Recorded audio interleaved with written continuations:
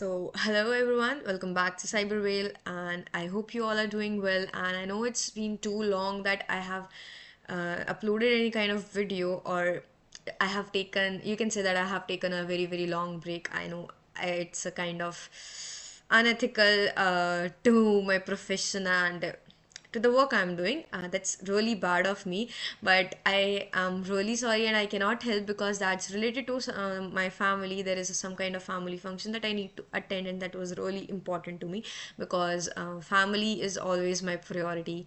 And I think you guys also should have your family, your health, your priorities set while coming to work, as well as the professional work as well as your family. You need to take make a balance in out of it.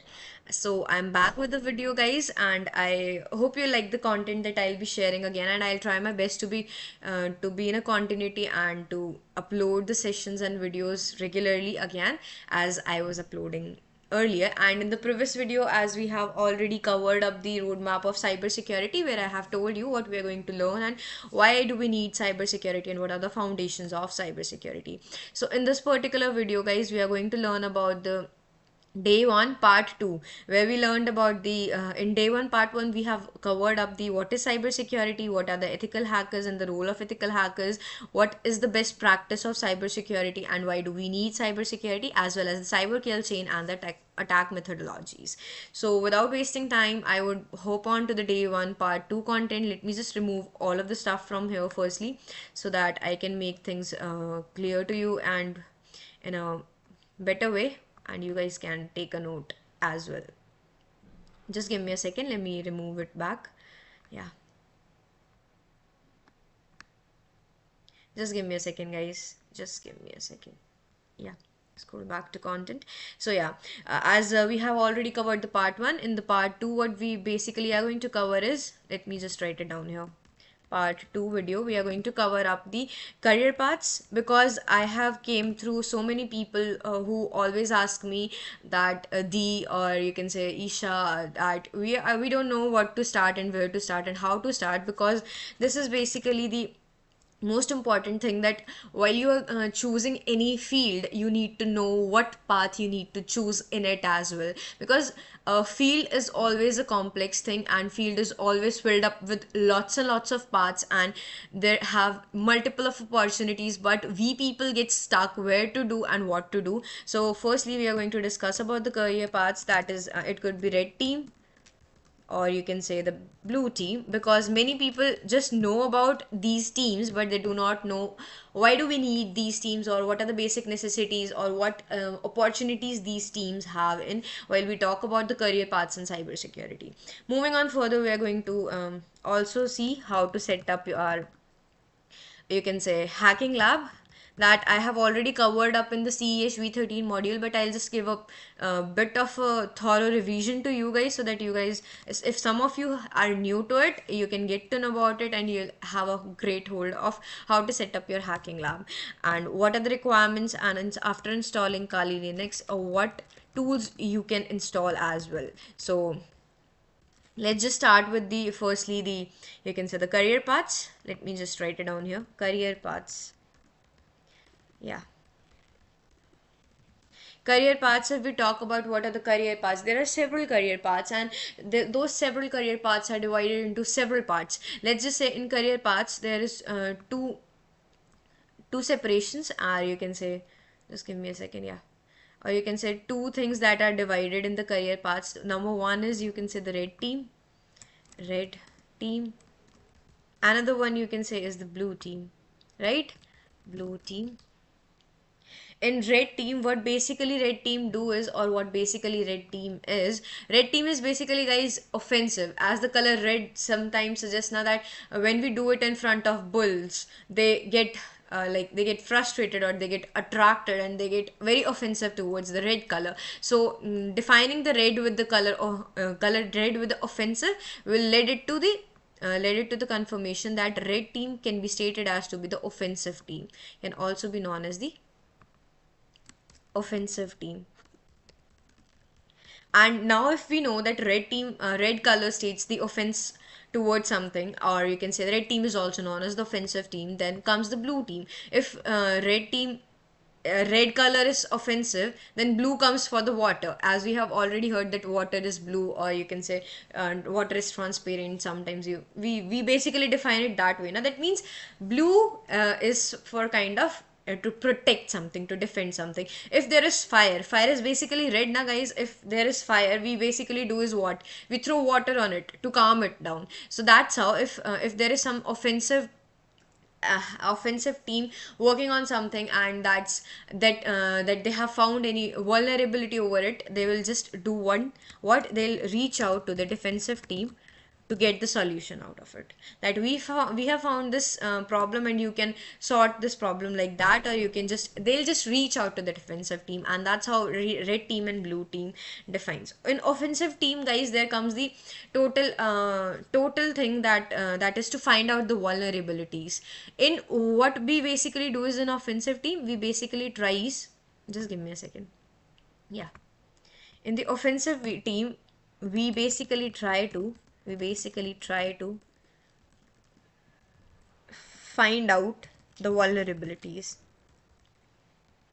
What we do is, we try to find out the vulnerabilities. That means we try to search over the functionalities, each and every kind of functionalities over the web apps or the web servers, in order to find out if there is any loophole which is affecting our system, or you can say our industry or our company. That's how red team works. Red team is a kind of offensive team. That means red team is part of, you can say, the white hat hackers itself, who helps to find the vulnerabilities.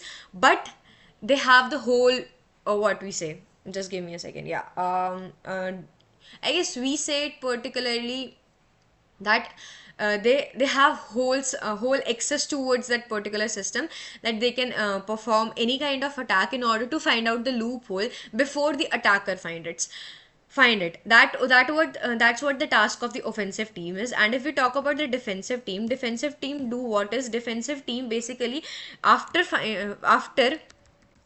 the red team, or you can say the offensive team, have found out the vulnerability, after finding that vulnerability, the defensive team basically do is, basically red team basically tries to find the solution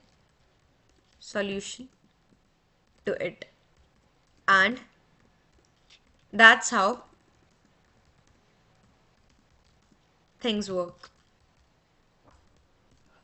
So after finding the vulnerability, the offensive team leader, or someone like who is in charge, would reach out to the blue team, that is defensive team, to come to find to implement that solution, and to implement that particular defensive measure towards that vulnerability, so that attacker could not reach out to it and could not exploit it.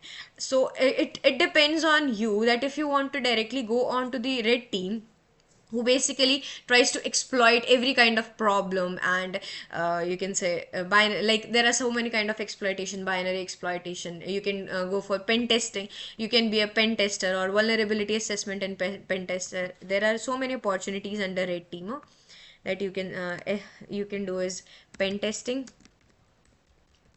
VAPT is also, you can say, vulnerability assessment and pen testing.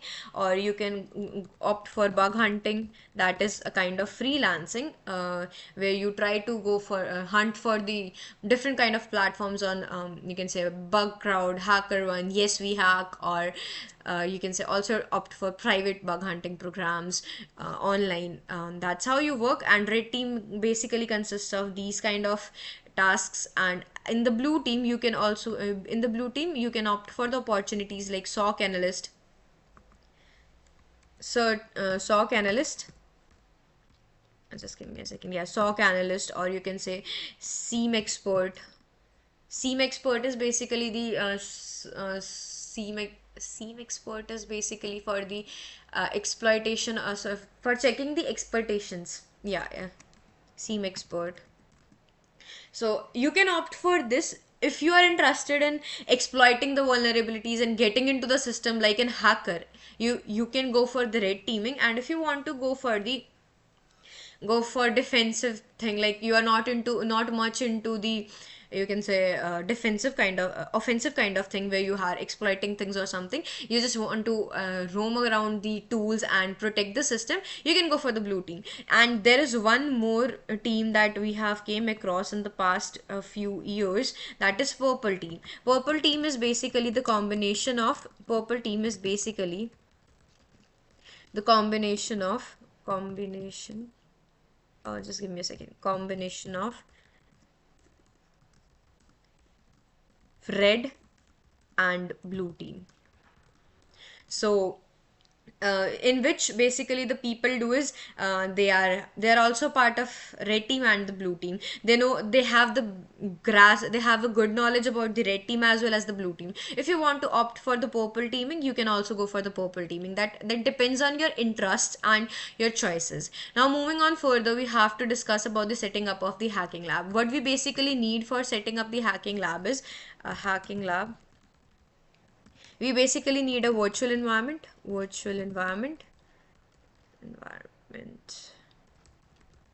right? And then we need an OS, operating system, and after that we need tools. So that is what are the requirements to have to create your own hacking lab. And what do I mean by the virtual environment? In virtual environment, we basically need, as you can say, a VMware or a virtual box. In virtual environment, we basically need is virtual box or VMware. That will give you an environment where you can hunt on, where you can practice your skills. That is what VirtualBox or VMware is. Then moving on further, we have, as I stated, OS. You can have a Parrot OS, you can have Kali Linux, you can have I guess Arc Linux is also one of them. Arc Linux. You can have any one of them as per your requirements and as per your career path. And after having VirtualBox but to be a cybersecurity expert, these are also the necessities for a beginner as well, to have these virtual environment and OS. And then comes the tools you can download according to the career path. Yeah, tools are something that you can have according to your career path as well as according to your requirements. But a VirtualBox, like virtual environment or operating system, is one of the biggest necessity one cybersecurity expert or a beginner should have. So tools based on your career choice, you can have it. So these are what you can do is for like you can, let me explain you from where you can download your VirtualBox or VMware. Just directly go on to the virtualbox.org. VirtualBox, yeah, you can see here it is, virtualbox.org. After just clicking on to the virtualbox.org, you can do is, you can see there is an option to get started and download. It will directly download the newest version or the latest version of the VirtualBox. You can click on the download and it will get downloaded. As I already have it and I have already created one video about it, you can go and check it as well. And for the for downloading the Kali Linux, you can just do is kali.org. It's showing me the tools.dnsm, that I don't need. So you can just directly go on to the Kali org, which is the main site of the Kali Linux. You can just click on it, and as I have already told you how to download and install, if you haven't seen that video, you can just go on to the CHV13 second or the third video, I guess it is. You can just go and check how to do it, as I have already told you, because I have installed, so I'm not going to repeat it. You can just check it into my channel, and you can have it in the playlist as well. So this is it for this particular session, guys. As I have already told you about the virtual environment, career paths, and the operating systems that you need basically to install or to perform or to start your cybersecurity journey. So this is it, and I hope you like the video. If you like the video, do not forget to subscribe to my channel, like the video, and as well as share it with your friends and colleagues so that they can also get a benefit out of it. And I'll try my level best, guys, to be regular now, and I won't disappoint you anymore. I guess I hope to have your full support and love, so do not forget to share it with your friends and colleagues as well. So till the time, guys, see you in the next video. Till the time, take care. Bye bye.